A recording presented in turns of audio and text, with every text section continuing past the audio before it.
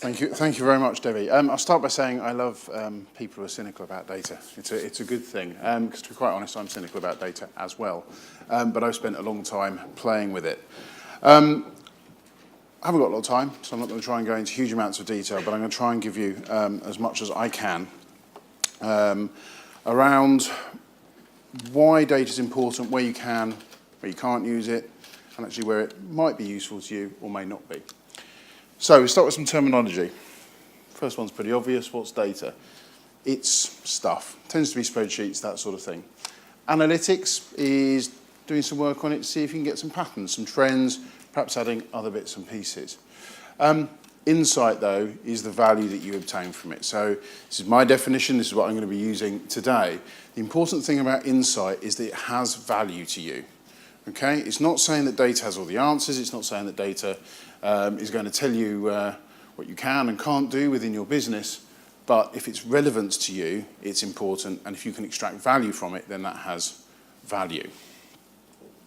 So let's... when you get these slides, all of these link to a story from various parts of the internet around this. But if you're not careful, then analytics and data, you'll be told it solves everything. It doesn't. However, it has an impact on everything that we do, whether we like it or not. I'm lucky enough at the moment to have a 6-month-old daughter. On her first day, this is some research done by babycenter.com. On her first day, she had more data about her created than the combined works of Shakespeare, a little over 800,000 words. By the time she's 6 months old, there is more data about her than is held in the whole of the Library of Congress. Okay? That's pictures, videos, the fact that for some reason my other half likes to send my mother everything that happens. All of that is data that's being collected by somebody, whether you like it or not. Now, I can't control that. Other people will be using it. There is nothing that I can do about that. The only thing that I do is we don't put on Facebook any pictures of her by herself because her image is hers, and I don't want that to happen. But if other people do it, I can't stop them doing it. So data is part of everything that we do. So if we don't use it, if we ignore it, actually it's to our detriment. Because there are people, both your competitors, but also outside of the UK market, in the US, where data is certainly used to a far greater extent than we use it, people will be getting a competitive advantage from what they are doing. I have to believe, though, that it's also making the world better, because otherwise I live in an Orwellian society and I should just go and hide back down in Cornwall and not come to London at all. So, what is it about analytics and HR and benefits? Well, I'm going to talk about robots as well. Daniel's already introduced the concept of robots. The two things are intrinsically linked. Okay? Data is used to train machines. That's what happens. That's the way that things are going. This week there's been a story about machines, training machines using data that the first machine has created. Okay? I've put something up there that's a bit pejorative. Robots are replacing everyone. It solves the problem with HR and benefits. If you don't have people, you don't need HR, you don't need benefits, you don't need reward. It's a wonderful thing. If you speak to some chief technology officers, IT people, they will tell you that robotisation is going to be a wonderful thing that's going to solve things. And I have to say, previous part of my career, I probably believed parts of that. But the trouble is that robots struggle with meaning. And I've just got a short video which kind of tries to illustrate that for me, which is I've stolen from Adobe.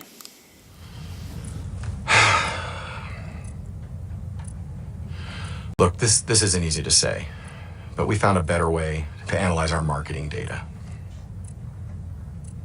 Better than me? Yeah, a faster way to figure out what things mean. I do not understand. And that's why I'm letting you go.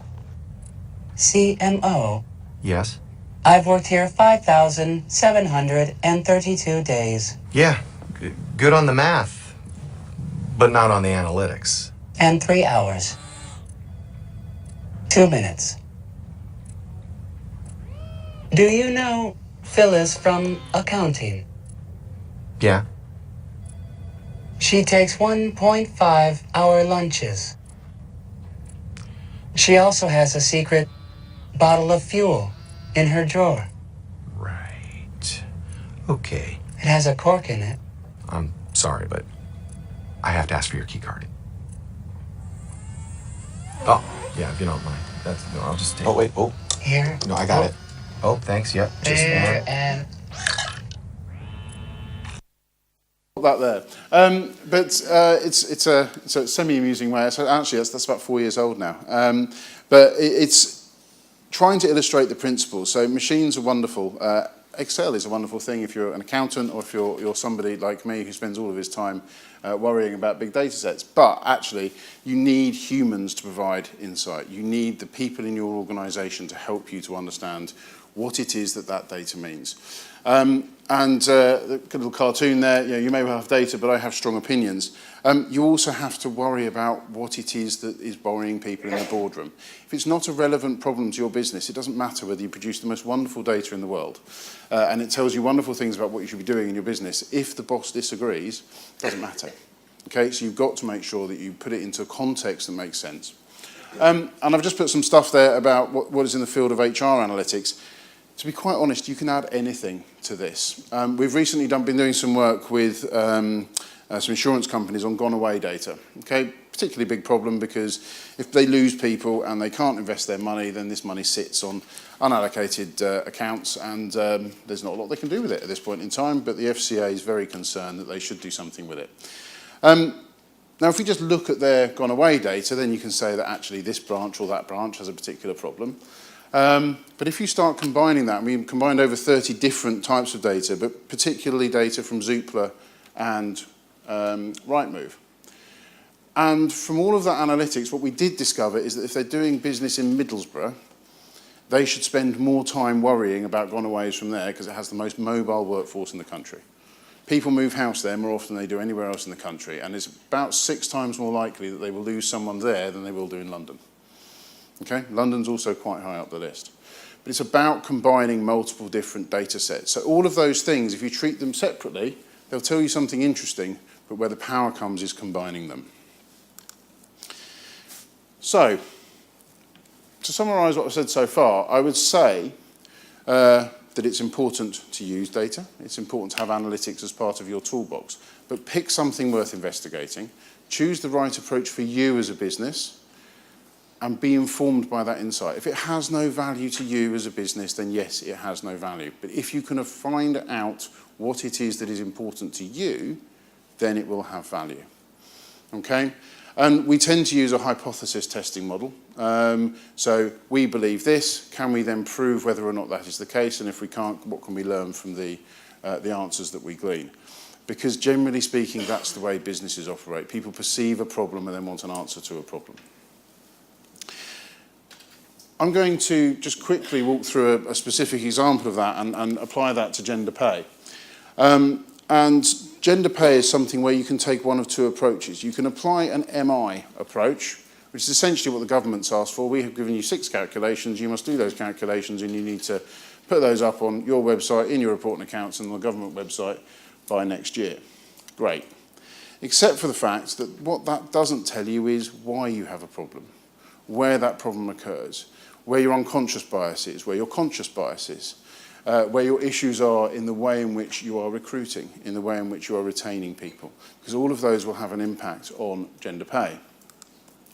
So this is the 6 calculations. You can put them on a single page, and it's a wonderful thing. It's simple, and it's easy to see the disparities. If you start drilling a bit deeper, though, and start combining age and an understanding of the demographic of the organisation in which you work, you start to look at where people are, whether they have kids, whether they don't have kids. All of those start to tell you something useful. One of the perceptions around gender pay is that there is an issue with the fact that, and I realise there's an incongruity with a man standing on stage talking about gender pay, incidentally. I will make sure that we even that up next time round. But actually, whether or not you have kids doesn't make a material difference to whether or not there's a gender pay gap. There is a correlation, but it's not as strong as we expected. Okay? Actually, most of the problem that we have seen in the organisations we've looked at so far, it occurs at recruitment, and it's unconscious bias at recruitment that is causing the majority of the problem. Okay? But then also, those of you who've been in the benefits industry a long time will remember a lot of activity in the late 90s, mainly due to some European court decisions and other things around equalisation of benefits. Okay, so what happened is insurance companies and others went around and they started looking at making sure that we had equal rates, whether you're male or female. You start combining some data around benefits with your pay data, what you can start to see is that actually you've created a bigger bias issue if you have a gender pay gap, because actually individuals who are female themselves are paying the same amount as a male for the same benefit. If it is not linked to pay, then they're paying more per hour for that benefit than the man. Okay? Now that's not something that is of particular interest unless what you're concerned about is why you have a gender pay issue in the first place. Okay? So is your benefit strategy, your reward strategy, your pay strategy, are all of those things aligned to make sure you have good diversity and inclusion in your workplace? Because actually, you can equalise pay, that will mostly solve this problem, but what it won't do is help you to understand whether or not you had it in the first place.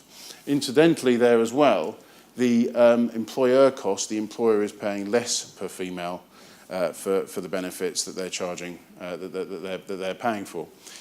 Because they generally pay for benefits which are related to salary, things like pensions and so on.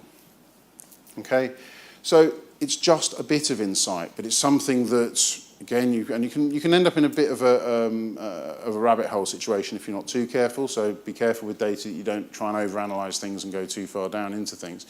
But if you have an interest in what the data is telling you, and it takes you down a path that means that you can understand broader business issues and do something about them, then it has relevance.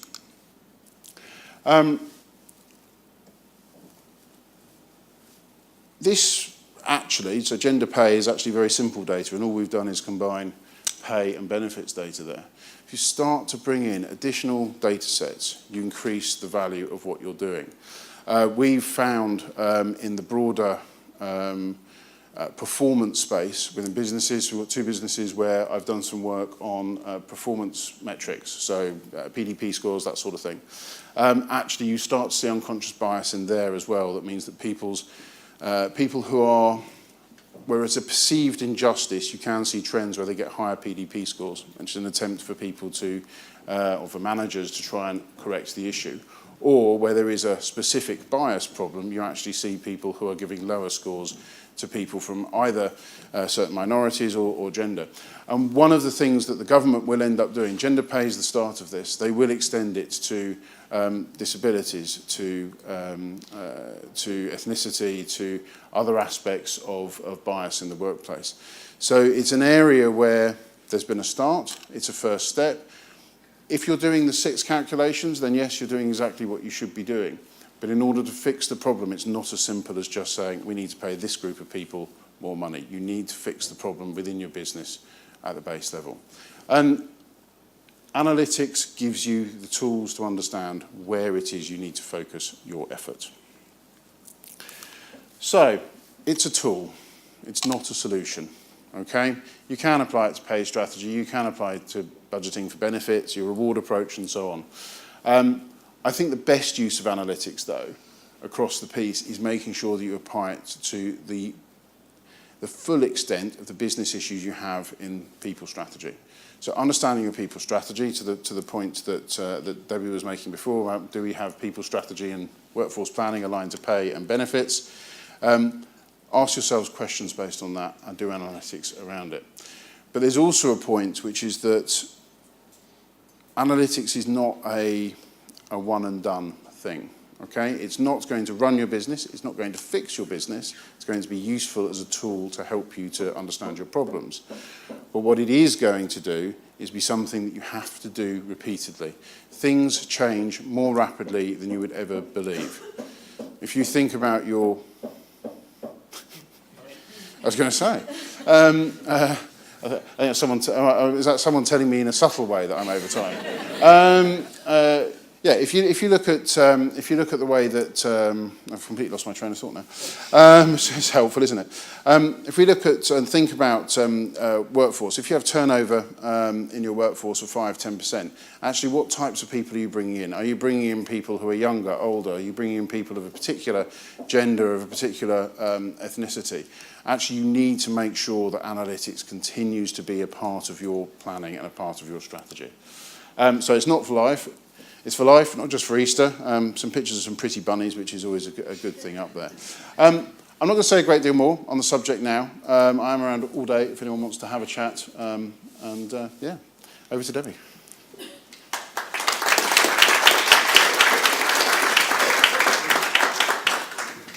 Thank you very much, Alex. You're well, welcome. you'll be pleased to hear we've got some questions on Slido. Oh dear. And I must say as well, if you don't want to use Slido, you don't have to. We can do, I should have said, you do the old-fashioned put your hand up and we can actually see who you are. So we can do the human element as well. So just taking the questions as they've come. Is there data you typically see reward professionals want to use, but actually isn't very useful? Oh, that's interesting. Is there data that people want to use that isn't useful? All data is useful as long as you understand the context in which you're using it. I do enjoy being knocked all the way through. It's very good. Yeah, I've made contact with somebody to say, it's the works downstairs. Stop. Yeah, so all data is useful if you have a context for it. So there's no such thing as useless data, but there is data to which you would give additional credence over others. So there was a piece of work that we did, 3 or 4 years ago now, where people wanted to understand the impact of weather patterns on benefit selections in flexible benefits. Now, it's interesting, but actually you can't change the weather, so does it matter? Well, not really.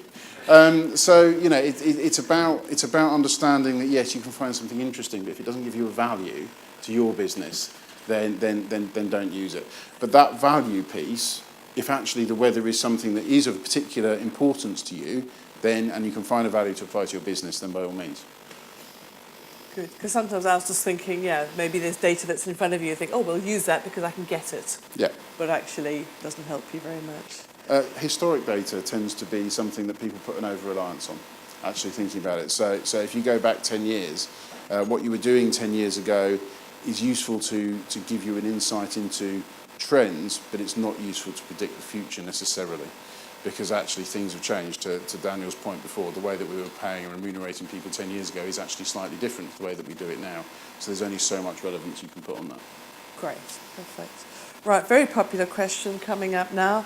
How many organisations analyse and act upon social media comment, for example, Glassdoor, in their reward and engagement strategy? That's a good question.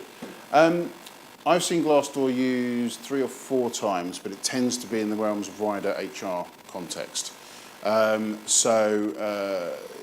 Useful to inform things like engagement surveys and so on.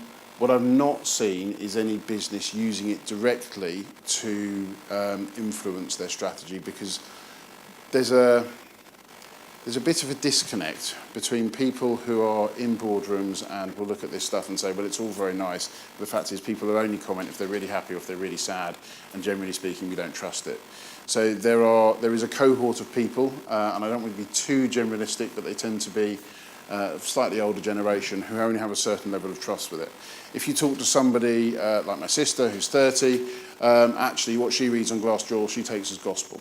Okay, so there is a disconnect at the moment at boardroom level as to what people that are working for a company will take from social media and what actually the business will use it for.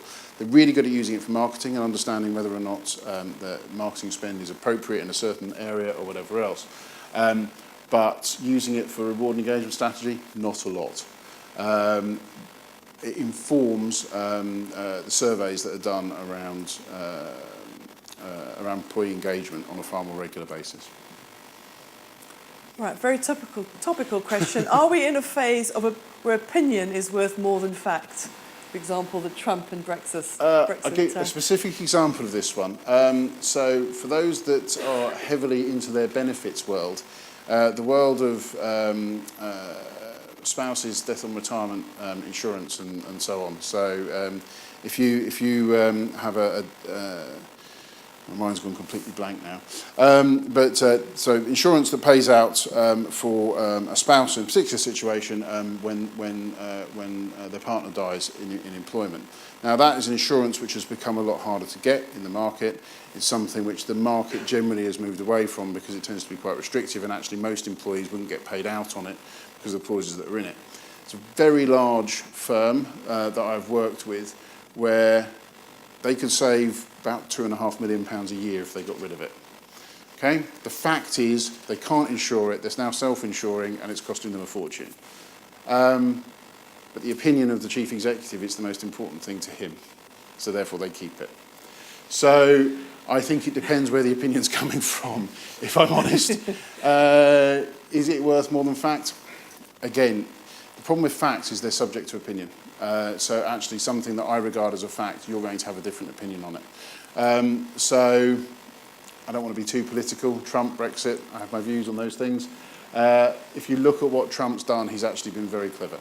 He's very, very good at speaking to a mass of people who don't really care whether it's opinion or fact. They just want it to be something that's relevant to them.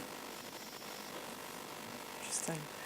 Next question. Should businesses be more transparent around the data they're collecting, how it will be used, who owns the data about their customers or employees? Yes.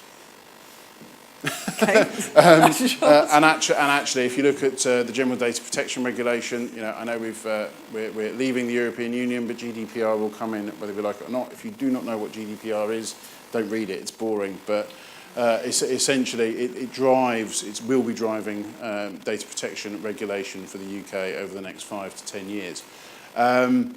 Yes, people need to be more transparent. Actually, if you ask people whether or not they want their data used, it's very, very rare for people to say no. If you don't ask them and they find out you've been using it, it's very rare for them to agree with it. I want to ask you one more question, the one from Deborah Rees. I thought it very interesting. Have you any ideas how to re-equalise benefit costs to lessen the impact on female hourly pay rates? Ideas, yes. The problem we have is that there's a legislative and case law issue in the insurance market around equalisation, which has been in place for the last 15, 17 years. We can't change that. Okay? Actually, what we have to do is we have to deal with the equal pay problem, and we have to deal with the way in which benefits are communicated to individuals so they understand the benefit they're getting. Actually, if you look at one-size-fits-all, I'm trying to think of a good example. If you take critical illness cover as a good example, £30,000 of the critical illness cover has now been equalised, so males and females should be paying roughly the same rate per pound of benefit. But the reality is that females will have a lower risk and incidence of critical illness than a man, so the insurers deal with that through their algorithms. We need to deal with the insurance market to help them to understand and say, you know, it's okay to look at that in the context of what we're paying an individual as well. Because, yes, it's a fixed benefit, but somebody who is paid less actually probably has a higher risk of a critical illness occurring. So, again, that's about taking many, many bits of data from lots of different places. It's something we found, it's something we're interested in. Is the market ready to make shifts? It's a very hard regulated market, so I wouldn't say that we've got a solution, but we do have ideas.